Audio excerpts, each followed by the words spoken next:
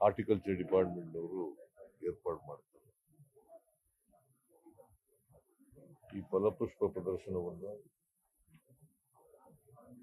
ನಾನು,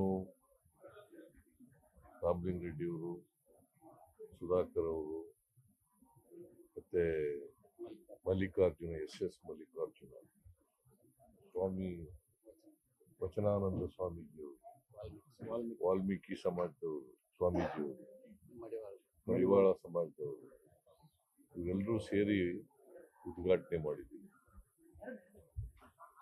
ಈ ಸಾರಿ ಕಿತ್ತೂರು ರಾಣಿ ಚೆನ್ನಮ್ಮ ಮತ್ತು ಸಂಗೊಳ್ಳಿ ರಾಯಣ್ಣ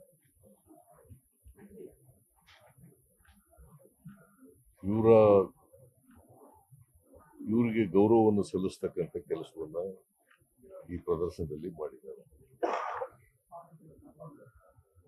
ನಿಮಗೆಲ್ಲ ಗೊತ್ತಿರೋ ರೀತಿಯಲ್ಲಿ ಕಿತ್ತೂರು ರಾಣಿ ಚೆನ್ನಮ್ಮನವರು ಬ್ರಿಟಿಷ್ನವರ ವಿರುದ್ಧ 2 ಯುದ್ಧಗಳನ್ನು ಮಾಡಿದ್ರು. ಮೊದಲನೇ ಯುದ್ಧದಲ್ಲಿ ಜಯ ಸಿಕ್ತು ಅವರಿಗೆ. ಬ್ರಿಟಿಷ್ ಅಧಿಕಾರಿ ಥ್ಯಾಕ್ರೆ ಅವರನ್ನ ಕೊಂದಾಕಿದ್ರು. ಆಮೇಲೆ 2ನೇ ಯುದ್ಧದಲ್ಲಿ ಕಿತ್ತೂರು ರಾಣಿ ಚೆನ್ನಮ್ಮನವರಿಗೆ ಸೆರೆಯಾಯಿತು. ಸಂಗೊಳ್ಳಿ ರಾಯಣ್ಣ ಅವರ ಬಲಗೈ ಬಂಟ. ಸಂಗೊಳ್ಳಿ ರಾಯಣ್ಣ ಅವ್ರ ಸೈನ್ಯದಲ್ಲಿದ್ದಂಥ ಬಲಗೈ ಬಂಟ.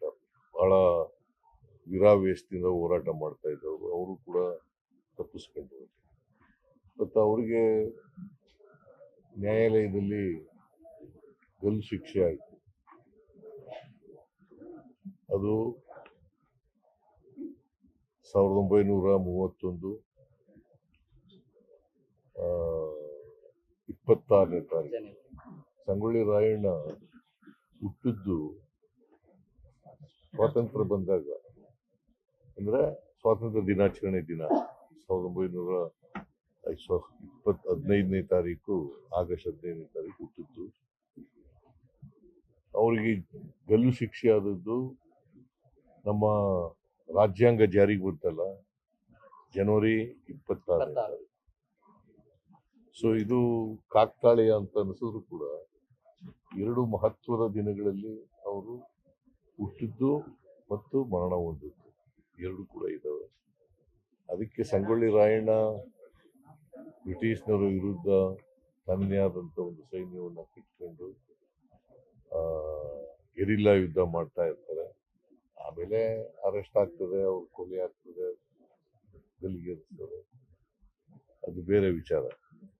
ಆದರೆ ಈ ಸಾರಿ ಸ್ವಾತಂತ್ರ್ಯ ದಿನಾಚರಣೆ ಸಂದರ್ಭದಲ್ಲಿ 2 ಸ್ವಾತಂತ್ರ್ಯ ಯೋಧರು, ಕಿತ್ತೂರು ರಾಣಿ ಚೆನ್ನಮ್ಮ ಮತ್ತೆ ಸಂಗೊಳ್ಳಿ ರಾಯಣ್ಣ, ಇವರ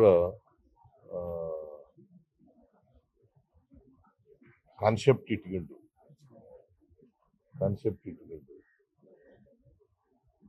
ಹಾರ್ಟಿಕಲ್ಚರ್ ಡಿಪಾರ್ಟ್ಮೆಂಟ್, ತೋಟಗಾರಿಕೆ ಇಲಾಖೆಯವರು ಅವರಿಗೆ ಗೌರವ ಸಲ್ಲಿಸ್ತಕ್ಕಂಥ ಕೆಲಸವನ್ನು ಮಾಡಿದ್ದಾರೆ. ಈ ವರ್ಷ ಕಿತ್ತೂರು ಚೆನ್ನಮ್ಮ 200 ವರ್ಷ ಆಯ್ತು ಬ್ರಿಟಿಷರನ್ನ ಸೋಲಿಸಿ. ಬ್ರಿಟಿಷ್ನವ್ರನ್ನ ಸೋಲಿಸಿ 200 ವರ್ಷ ಅಂದ್ರೆ ಮೊದಲನೇ ಯುದ್ಧ ಮಾಡಿದಾಗ ಕೊಂದಾಕರಲ್ಲ ಆಗ.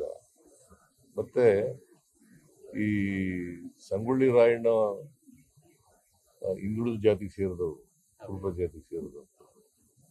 ಅನೇಕ ಜನ ಕಿತ್ತೂರು ರಾಣಿ ಚೆನ್ನಮ್ಮನವರ ಆಸ್ಥಾನದಲ್ಲಿ ಸೈನ್ಯದಲ್ಲಿ ಇದ್ದಂಥವರು ಹಿಂದುಳಿದ ಜಾತಿಯವರು. ಮತ್ತೆ ಅಂದ್ರೆ ಎಲ್ಲ ಸೈನ್ಯದಲ್ಲಿ ಎಲ್ಲ ಜಾತಿಯವರಿಗೂ ಕೂಡ ಪ್ರಾತಿನಿಧ್ಯವನ್ನು ಕೊಟ್ಟಿದ್ದಾರೆ. ಅದನ್ನು ನಾವು ನೋಡ್ಲಿಕ್ಕೆ ಸಾಧ್ಯ ಆಗ್ತದೆ.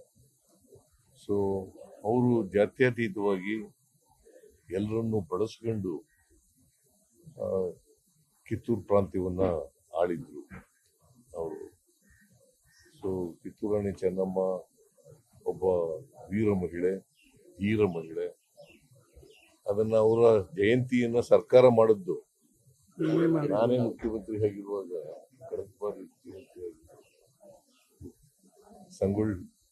ಕಿತ್ತೂರು ರಾಣಿ ಚೆನ್ನಮ್ಮನವರ ಜಯಂತಿಯನ್ನ ಆಚರಣೆ ಮಾಡ್ತಕ್ಕಂಥ ತೀರ್ಮಾನವನ್ನು ನಾನೇ ಮಾಡಿದೆ.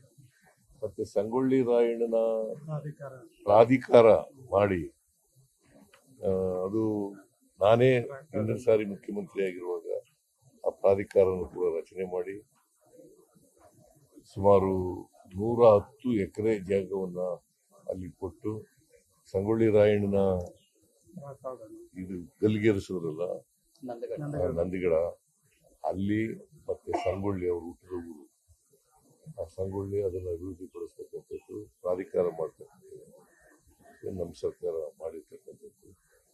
ಕಿತ್ತೂರು ರಾಣಿ ಚೆನ್ನಮ್ಮನವರ ಜಯಂತಿಯನ್ನು ಕೂಡ ನಾವೇ ಮಾಡಬೇಕು, ಸರ್ಕಾರದಿಂದ ಜಯಂತ್ಯೋತ್ಸವವನ್ನು ಮಾಡ್ತಕ್ಕಂಥ ತೀರ್ಮಾನವನ್ನು ಕೂಡ ಮಾಡಿರ್ತಕ್ಕಂಥ. ಸೊ ಇದರಿಂದ ನಾವು ಇವತ್ತು ಸ್ಮರಿಸ್ಕೋಬೇಕಾಗಿರ್ತಕ್ಕಂಥದ್ದು ಯಾರ್ಯಾರು ಈ ದೇಶಕ್ಕೆ ಸ್ವಾತಂತ್ರ್ಯಕ್ಕಾಗಿ ಹೋರಾಟ ಮಾಡಿದ್ರು ಅವರೆಲ್ಲರೂ ಕೂಡ ಸ್ಮರಿಸ್ಕೋಬೇಕಾಗಿದೆ. ಅದರಿಂದ ಸ್ವಾತಂತ್ರ್ಯ